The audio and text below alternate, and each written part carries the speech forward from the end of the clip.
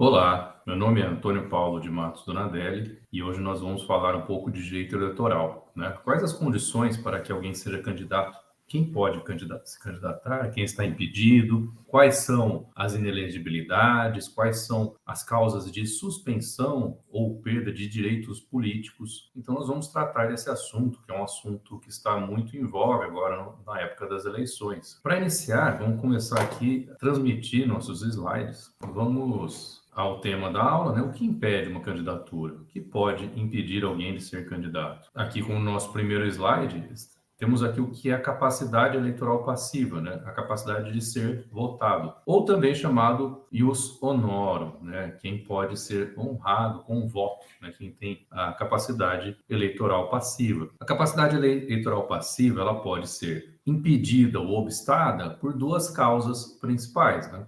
As causas que impedem a elegibilidade, as causas que antes até da elegibilidade, elas podem causar uma suspensão de direitos políticos. Então, aqueles que são elegíveis pelos critérios da Constituição, entre aqueles que são elegíveis, eles podem ter seus direitos suspensos ou alguma causa de inelegibilidade. Lembrando que a suspensão de direitos políticos, como nós vamos explicar, ela é uma causa que vai além da mera inelegibilidade. Por quê? Porque a pessoa também não tem o direito de votar. Então, a suspensão dos direitos políticos ela é um pouco mais grave do que a mera inelegibilidade. As condições, então, constitucionais, para que alguém possa se colocar como candidato agora nas eleições municipais, aqui as idades mínimas, ao final coloquei as das eleições municipais apenas, né? Serão ter uma nacionalidade brasileira, pleno exercício dos direitos políticos, ter se alistado eleitoralmente, né? Então fazer o alistamento eleitoral, domicílio eleitoral na circunscrição respectiva, onde é candidato, onde será candidato, né?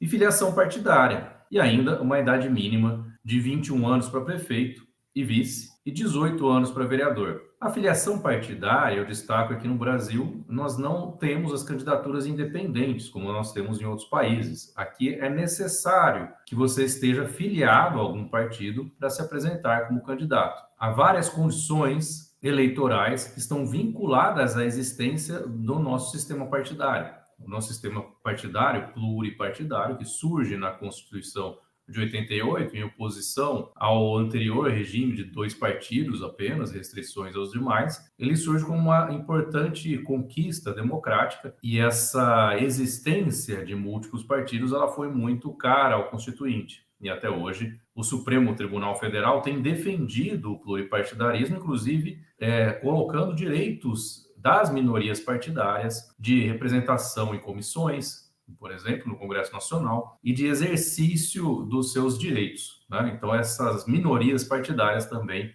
são importantes para a nossa atual configuração pluripartidária. Há cláusulas de barreira, mas essas cláusulas de barreira não impediram o surgimento de tantos partidos. Então, nacionalidade brasileira, aqui para os cargos de prefeito e de vereador, não há necessidade de ser brasileiro nato, como a gente tem, por exemplo, a presidente da República. O pleno exercício dos direitos políticos, nós veremos quais as causas que podem suspender, levar à suspensão ou perda de direitos políticos. Tá? Aqui, uma questão da idade da posse. A idade é aferida no momento da posse. Se a pessoa ainda não completou, por exemplo, o candidato a prefeito ainda não completou os 21 anos, se na data da posse ele tiver 21 anos, sim, ele poderá ser candidato. Aqui, será um acórdão de 2006 do TSE, que fala que o deputado, a condição de elegibilidade do artigo 14, parágrafo 3º, inciso 6 da Constituição Federal, da idade mínima, ela afere-se no momento em que ele assumir. Então, aqui, a idade mínima constitucionalmente estabelecida como condição de elegibilidade é verificada tendo referência à data da posse. Então, isso foi uma alteração posterior, seguindo a jurisprudência que já existia em 2015. Então, a lei das eleições, a lei número 9.504 de 97, ela foi alterada aqui pela lei 13.165 de 2015, que estabeleceu que a idade mínima, convalidando a jurisprudência anterior, que a idade mínima estabelecida como condição é verificada na data da posse, salvo quando fixada em 18 anos. Nessa hipótese, será ferida na data limite para o pedido do registro. Por que isso? Porque a pessoa que tem 17 anos ainda, ela não tem a maioridade completa. né? Então, ela não poderia, nessa hipótese, ela não teria nem condições de responder criminalmente ainda, né? Ainda que seja tenha uma capacidade eleitoral para ser eleitor facultativo, né? Então, ela pode, ela tem direitos políticos, a pessoa com a partir dos 16 anos, né, ainda pode exercer direitos políticos, votando, participando de outras medidas caras para a democracia, como, por exemplo, propor uma ação popular, né, outras participações indiretas, outras participações no ambiente democrático. Mesmo nessa hipótese, então, de 17 anos, ela não pode se candidatar se na data limite para o registro ela ainda não tiver 18 anos completo. Então, salvo essa vedação, que se aplica aos cargos de vereador, prefeito, a gente não consegue verificar essa hipótese, a idade mínima é verificada no momento da posse, o que faz mais sentido, né? Porque é no momento da posse que a pessoa começa a ser responsável ali pelo mandato letivo. As inelegibilidades constitucionais. Então, quem são os inelegíveis, de acordo com o texto da Constituição? Aqueles que são, por várias razões, inalistáveis, né? Por exemplo, quem pode ser inalistável? Aquele que não consiga obter, por exemplo, a certidão de quitação eleitoral, né? Então, mesmo que não tenha as contas rejeitadas, vamos supor que a pessoa tenha sido candidata. Se a pessoa foi candidata e teve as contas rejeitadas, entra na lei ficha limpa. Se a pessoa não teve suas contas rejeitadas, mas as contas não puderam ser apreciadas por alguma razão formal, isso pode gerar um impedimento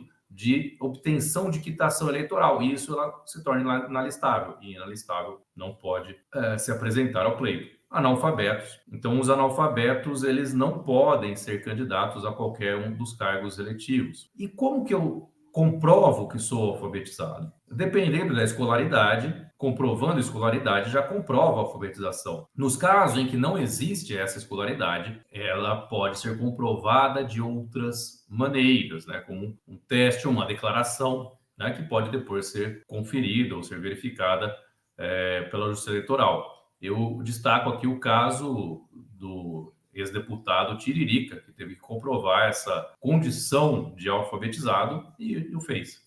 Provou que era alfabetizado. Cargos executivos e sucessores. Então, para os cargos de executivos, né, aqueles que são titulares de cargos executivos ou aqueles que venham a lhes sucederem, eles ficam impedidos de se candidatarem por mais de uma eleição. Então, é uma vedação de múltipla reeleição uma vez só. E ainda destaque os cônjuges e parentes consanguíneos até o 2º grau ou por adoção. Então, lembrando que aqui é a mesma regra do Código Civil. Como é que eu sei que é um parente até 2º grau? Então, quem seria o parente de 1º grau? Eu vou até o ramo comum e depois eu faço as divisões. Então, o pai com o filho com o pai, 1º grau. Se eu desço mais 1 grau na coluna descendente, eu chego até o neto. E se eu vou ao lado, eu chego ao irmão. Então, esses não podem ser candidatos. Agora, o primo do ex-prefeito pode se candidatar a prefeito? Sem problema. O cunhado do ex-prefeito pode se candidatar a prefeito? Pode, sem problema. Nós vamos ver um acórdão específico nesse caso, mas o cunhado pode. Então, parentes e cônjuges, esposa, né?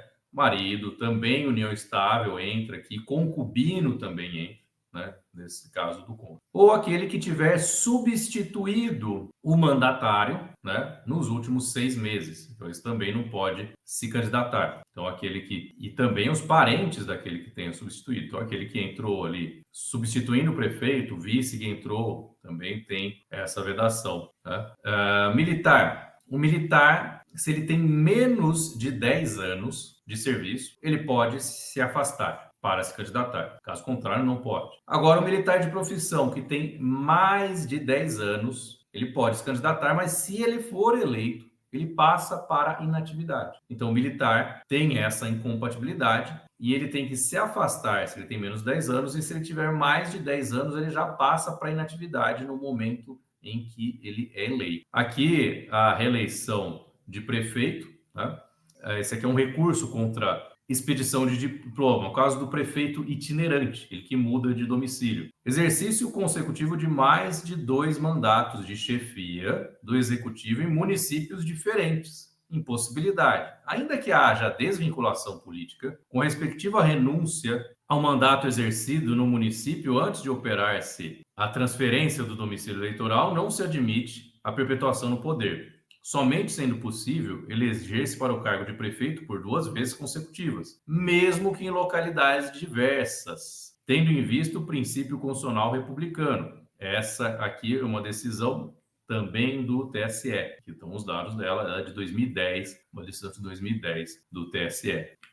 Aqui nós temos a incompatibilidade também por relação familiar, né? Impossibilidade de sucessão ou substituição na chefia do executivo pelo presidente da Câmara, irmão do ex-prefeito exercente de 2 mandatos, por configurar terceiro mandato consecutivo ao mesmo grupo familiar. Incidência do artigo 17, parágrafo 7º da Constituição. Então, essa decisão também do TSE, essa bem recente, de 2022, proferida pelo ministro Alexandre de Moraes. Outro caso de terceiro mandato, corrigindo, que é vedado. Então, aqui eu omiti foi uma omissão dos nomes, né, porque para não gerar nenhuma polêmica, mas aqui também é uma decisão do TSE.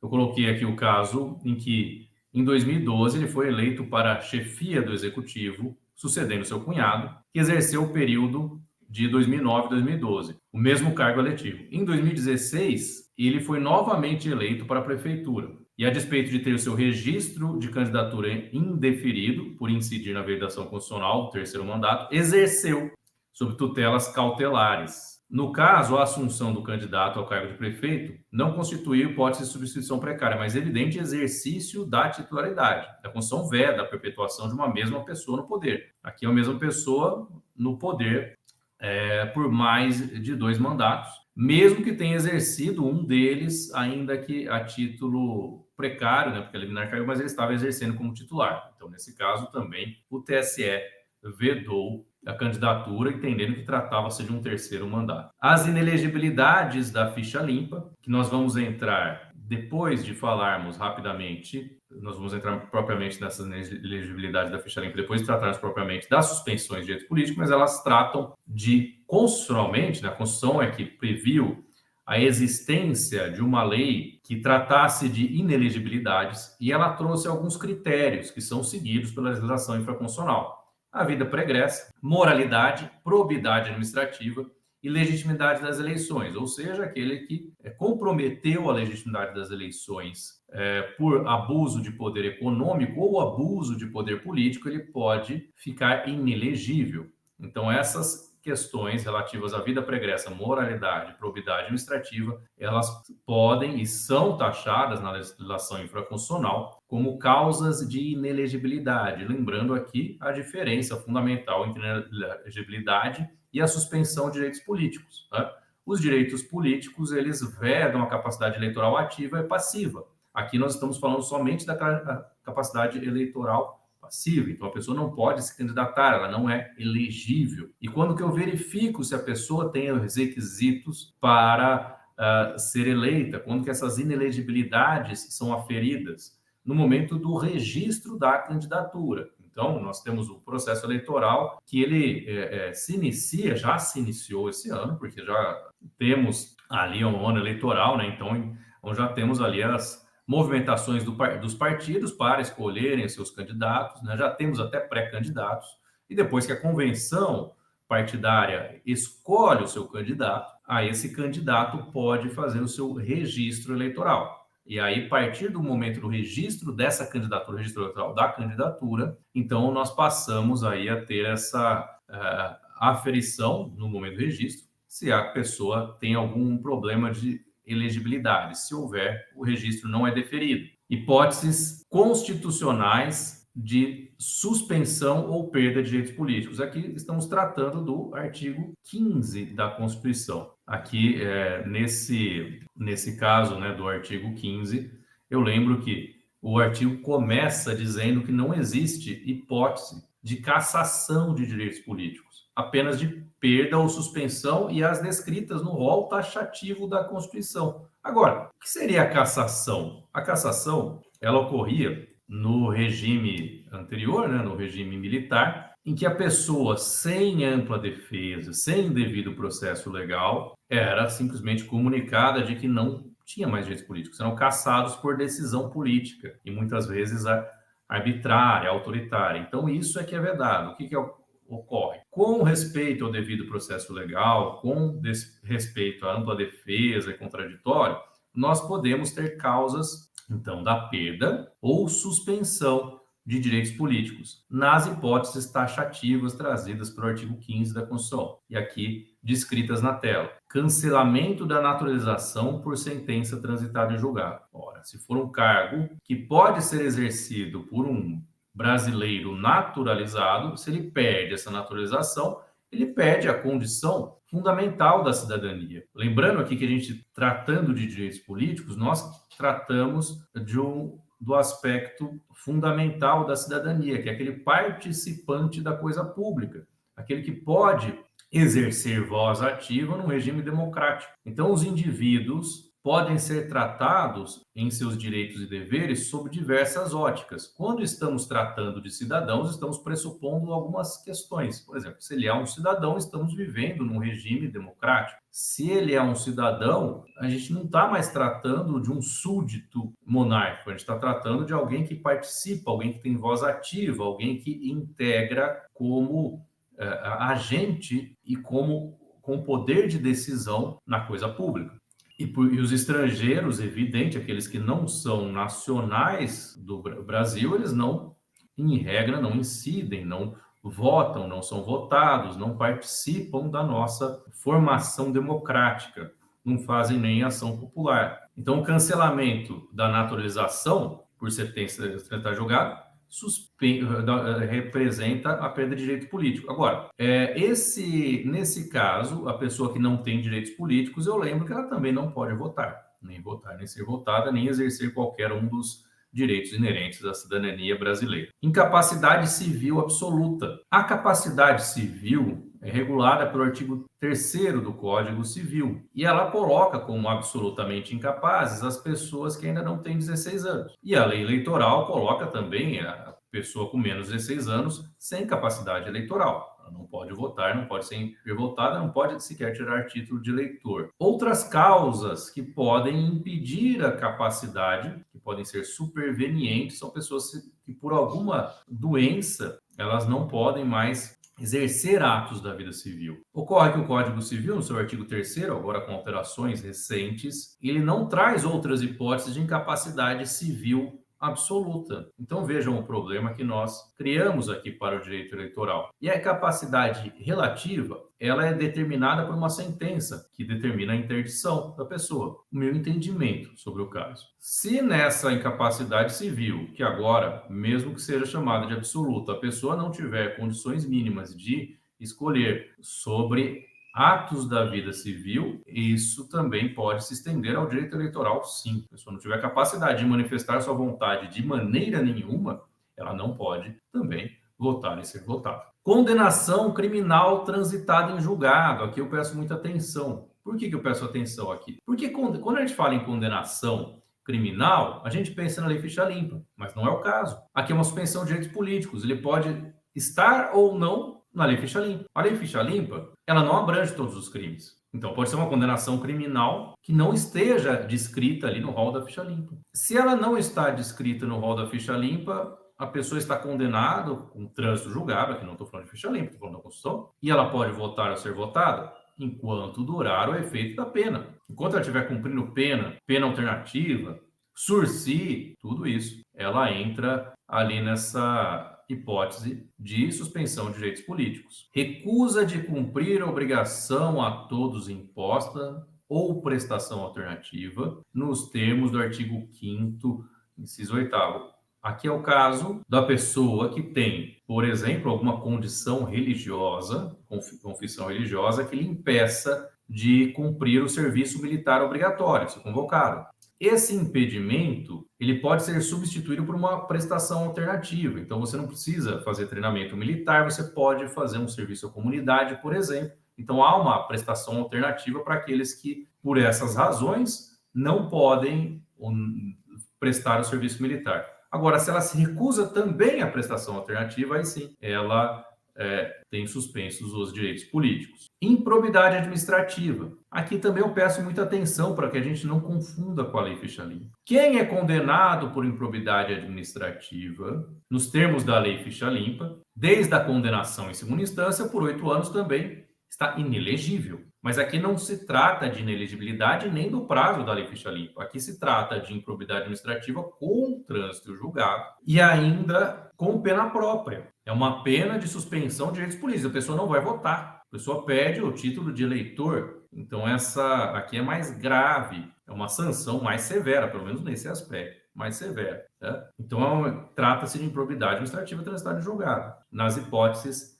da lei de improbidade. Então, aquele que versou mal dinheiro público, aquele que cometeu algum ato contra o patrimônio público, por exemplo, ele pode ser condenado definitivamente, ter seus direitos políticos suspensos pelo prazo da pena. E aqui o prazo é dado na sentença. A sentença fala suspensão por tantos anos, né? Que vale desde o trânsito julgado. Agora, vejam aqui que no caso das condenações, nós temos algumas hipóteses aqui e curiosidades. Sursi, como eu disse, né, não afasta a suspensão de direitos políticos, porque ainda considera-se cumprimento de pena, ainda que na hipótese do Sursi, e ficam os direitos suspensos enquanto perdurarem os efeitos da condenação criminal. Faltou L aqui, ó, criminal. Tá? Os presos provisórios continuam com seus direitos políticos, aqueles que não têm condenação definitiva. E vamos supor que essa pessoa não tenha condenação não definitiva e também não esteja em curso nenhuma das hipóteses do ficha limpa. O que acontece? Vota. Por isso que eles levam urnas eletrônicas até os presídios. Agora, aliás, se a pessoa está na ficha limpa, ela continua votando, ela só não pode ser eleita. Agora, vamos supor que a pessoa também não está na ficha limpa e não tem nenhuma suspensão de direitos políticos. Ela pode se candidatar estando presa, sendo presa por provisório, não foi condenada. Pode. Tem quem faça isso? 5 fizeram na última eleição. Entre eles, o famoso Roberto Jefferson, polêmico Roberto Jefferson. Ele estava em prisão domiciliar no momento da candidatura dele em 2022. Então, havia presos, inclusive, que estavam encarcerados. Né? Então, quem está cumprindo um regime de prisão provisória, ainda sem condenação definitiva, ele pode até ser candidato, se não tiver nenhum impedimento pela ficha limpa. Improbidade administrativa. Eu chamo atenção aqui para a mudança da lei de improbidade administrativa em 2021. O que aconteceu? Agora, tinham 3 causas de improbidade administrativa: enriquecimento ilícito, lesão ao erário, com várias hipóteses, né, as duas, e ofensa aos princípios da administração pública. Essa terceira hipótese de ofensa aos princípios da administração pública, ela agora não tem mais pena de suspensão de direitos políticos. E ainda ela mudou para que seja um rol taxativo, expressamente. Então, o que podia ser interpretado como, olha, alguma questão que vai contra princípios da administração pública, mas não está expresso em nenhum inciso da lei de improbidade, hoje não é mais nem sancionado. E ainda, mesmo aquelas que estão entre os incisos, mas que não há enriquecimento sem causa nem lesão ao erário, elas não são mais passíveis de pena expressa de suspensão de direitos políticos. Agora, no primeiro caso, enriquecimento sem causa. Então, todas aquelas hipóteses que traz a lei de improbidade, de enriquecimento ilícito, ela dá uma suspensão de direitos políticos de até 14 anos, máxima de 14 anos. Lesão ao erário, máxima de 12 anos, que é um pouco menos grave que o enriquecimento sem causa. E a última hipótese, a hipótese do artigo 11 da lei de improbidade, ela não traz mais a suspensão de direitos políticos. Aqui, voltando mais uma vez, agora entrando na questão da lei ficha limpa. Então, nós já vimos essas causas aqui da lei ficha limpa, que podem comprometer aqui a elegibilidade, né? Então, torna a pessoa inelegível.